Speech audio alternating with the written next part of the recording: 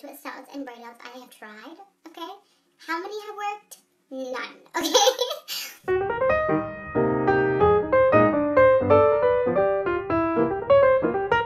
Hi guys, so today I'm going to be doing 10 transitioning tips for you guys, okay? So basically I'm just going to be going through some helpful tips that I could have used back when I was like transitioning and I first decided to go natural. And so my list is over here. So if you see me looking over here, that's what I'm looking at, okay? So if you would like to see this, keep watching. The first tip is don't watch any videos, okay? Let this video be the...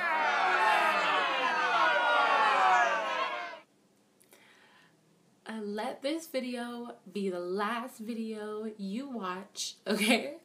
Because honestly, I feel like for somebody that's just starting out transitioning or, you know, on a healthy hair journey, it can do more like bad than good. Because for me, right when I started to like be natural and transition, I was watching like all videos, and then that led me to like go on a product overload, and I basically bought a whole bunch of products that I didn't need and didn't really end up using. They're just like taking up space, right? So I feel like until you do step number 2, don't watch any videos. You know what I mean? Okay. Okay, so step number 2 is set goals, and then from those goals, set a timeline. So for me personally, when I decided to go natural, I decided that I wanted to transition for 2 years and gradually cut off my ends. And then by the end of 2 years, whatever was left, I would just chop it off. That didn't last. I transitioned for only 10 months, and then I said, forget it, like this is ridiculous, and I chopped off my hair. So when you're making goals, think about things like how long you want to transition, how long you want to wait until you big chop, if you want a big chop at all, if you want to use heat, no heat, what kind of products, all natural, anything like that. Like, set goals. And that's why I say don't watch any videos, because then people will kind of sway you to go what they believe is the best route to being natural, which I don't think is very like wise. I think you should figure out exactly what you want to do and then watch videos according to those lists. And I feel like when you make goals, the first goal should be don't make yourself feel terrible if you don't stick to the goals. You know what I mean? So yeah, that's my step number 2. Tip number 3 is invest in a good pair of scissors. And if you don't want to invest in a good pair of scissors, invest in a person that you believe is going to cut your hair right and not cut your hair when you only want to trim. So I want to make sure that you guys know by good, I don't mean very expensive. Like, oh, I'll show you what scissors I have. I'll be right back. Okay, so these are the scissors that I bought. Honestly, don't know how much it costs. Knowing myself, probably not much more than $10. Lord knows, I would not spend money on a pair of scissors. But these are really good scissors, and so the reason why I say invest in a good pair of scissors is because you know how much you want to trim off your hair, and honestly, trimming your hair is not that difficult. I've never trimmed my hair before on my own before I went natural. So I learned you can too. So yeah, I got these from Sally's. I don't know if I said that before. Okay, whatever. Number 4 is get all the basics, but if it ain't broke, don't try and fix it. So basically, what I consider basics are a good shampoo, a good deep conditioner and protein conditioner, a good leave-in, and something to seal your hair, and a satin pillowcase, a bonnet, or a scarf. And so if you want to see the products that I use personally right now, you can go and watch my other video on that. I'll leave the description. What? I'll leave the link in the description box below. You can buy all these products, but kind of go through what you already have and see if you like something already, like a lot. Like if there's anything that really works in your hair right now and it works in your transitioning natural hair, then I say, why not keep it? Like, don't feel like you have to go and get all of these, like, sulfate-free, silicone-free, all-natural stuff. If you don't want to do that, then don't. The deep conditioner that you will see in my other video, after you finish watching this video and you go check that one out, that's the deep conditioner I have been using forever. Like, when I was permed, when I was transitioning, and now that I'm natural, I still use it and it works really well. Tip number 5 is kind of like a continuation of tip number 4. Don't feel like you need to buy like a product. Try natural products. Things that you can make in your kitchen with natural things, like, you know, a deep conditioner using like things like egg or mayonnaise, you know, stuff like that. I think it's a lot cheaper to do it that way. And so that way you don't have to spend a lot of money and you can actually like try out cool things. One that I did is I used honey and olive oil and I did a deep treatment that way. And I still use it in my hair today because I find like it works a lot better. And also with my deep conditioners, I'll add that kind of concoction to like already bought, store-bought deep conditioner. And I feel like it really like gives it that extra oomph for like moisture. So don't feel like you have to go out and buy all the expensive products just because it says it'll do all these magical things. If it's all natural, you can make it in your house. So yeah, that's what I believe. So that's tip number 5. Number 6. I looked weird. 6? Okay, you know. Is make a weekly schedule and stick to it.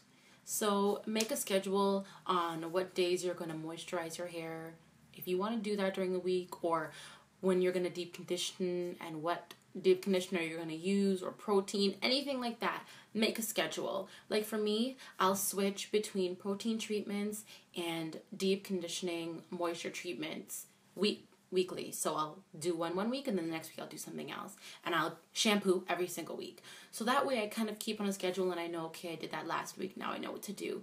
And once you do it more, it's a lot easier to follow and it'll just kind of like be a part of your regular routine. So I feel like that's really helpful. Another thing is maybe like printing it out and sticking it like on your wall somewhere, so that you can actually see it and you won't forget to do it. I was so lazy in the beginning, but once I like wrote it down on my calendar, the calendar that I used for like school and all that kind of stuff, I would always have to look at it. So I would say, oh yeah, I have to wash my hair and do this. So that was a really helpful thing for me. Tip number 7 is don't compare. Like, don't compare. Seriously, because hair to me is like snowflakes, okay? There are no two that are exactly alike, honestly. So you watch videos and you see like, oh, that person's doing a twist out, oh, that person's doing a braid out, oh, it worked for them, their hair kind of looks like mine, it'll work for me. No, okay? Sometimes it doesn't work like that. You know how many beautiful twist outs and braid outs I have seen? You know how many twist outs and braid outs I have tried, okay? How many have worked? None, okay? Just because it works for somebody else and you're doing the exact same thing as them doesn't mean that it'll work the same way and come out the same way for you. Honestly, second day hair, couldn't do second day hair until a few months ago. And I am like 2.5 years natural. So it's been a long time coming, okay? Tip number 8 is kind of, again, another continuation of tip number 7. Don't get caught up in the hair typing system. Seriously. Like, don't think that, oh, I have 3C hair, so somebody else has 3C hair, I can use the same products as them. No, that's not even how it works. There are so many other things that go along with 3C hair, like your porosity. Honestly, I feel like the length of your hair even impacts that. Like, all these kind of like other axes that work. What am I doing? So yeah, there are a whole bunch of other things that you have to take into consideration before you can say, this person does this, it'll work for me. I like to know what hair type I am, but it doesn't really do much. Number 9. Okay. Tip number 9 is, honestly, this is kind of just like a little awareness. If you decide to big chop your hair right away, you might experience 2 awkward phases, okay? And I believe that you experience an awkward phase when you go from your hair is not long enough to be medium length, but not short enough to be short length. And maybe I'll insert some pictures here, but like right when I cut my hair, I big chopped at 10 months, as I said before. And I feel like I was just going right into that phase. Honestly, like my hair was weird. It was kind of like on an angle. It was just weird. The second phase is when your hair is not short enough to be medium length, but not long enough to be long length. And I feel like I'm kind of going through that now. Like my hair, when I stretch it, kind of reaches my shoulders, but then it kind of like goes up like this into a slight afro. So it's like not really medium length, but it's not long. And sometimes styles look really weird. Like those twist outs and braid outs. No, doesn't work out. Can you hear the phone ringing? Okay, it's done. All right. So just be aware that I'm not saying like that should stop you from being natural. Just be aware that you might, if it bothers you, you're gonna have to find other ways to like do your hair.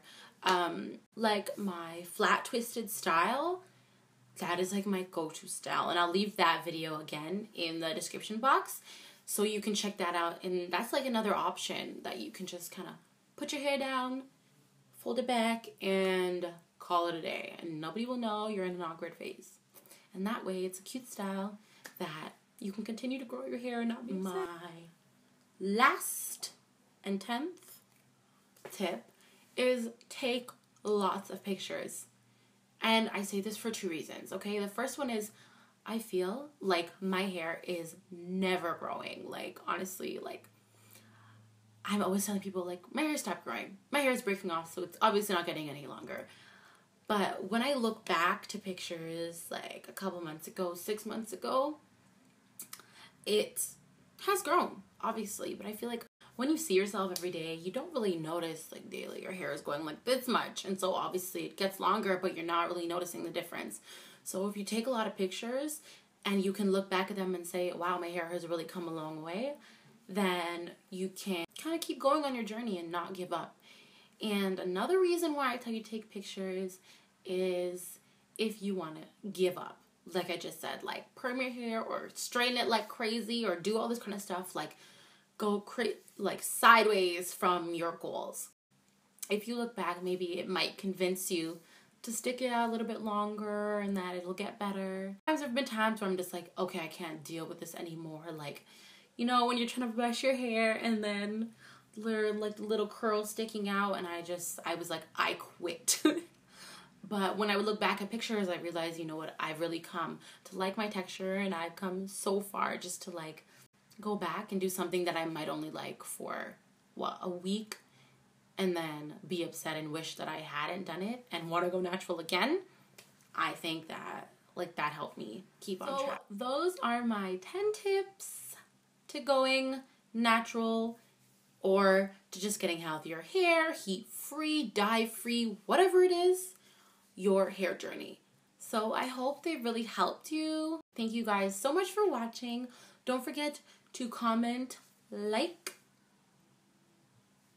That's a like, thumbs up, like. You know what I'm talking about. Yeah. Don't forget to comment, like, and subscribe. And I will see you all very soon. Thanks for watching, guys. Bye.